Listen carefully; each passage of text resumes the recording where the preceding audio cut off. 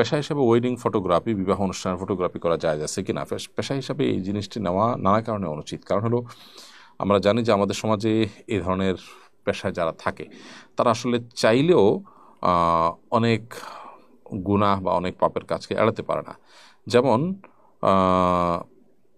একটা বিষয় হলো যে আপনি যখন কোনো বিবাহের ফটোগ্রাফি করতে যাবেন সেখানে নারী পুরুষের মিশ্রণ থাকবে, সেই ছবি আপনাকে তুলতে হবে, আপনার ইচ্ছা হোক অনিচ্ছা হোক সে কাজ আপনাকে করতে হবে। তো এটা তো একটা নাজায়েজ কাজ, যেটা অংশীদার আপনাকে হতে হচ্ছে। তো যে কাজে হারাম বা গুনাহের কাজে অংশীদার হওয়া অনেকটা বাধ্যতামূলক, অনেকটা চূড়ান্ত, সে কাজ আসলে অ্যাজ এ পেশা নেওয়া জায়েজ নাই। আর যদি আপনি হালাল বিবাহ শাদী হবে এবং সেখানে অনুষ্ঠান হবে হালাল, এই জাতীয় বিষয়গুলো নিশ্চিত হন এবং উভয় পক্ষকে আপনি বলে সেখানে ইনভলভ হন, এরকম কোনো কাজে তারা সেটা জায়েজ হতে পারে।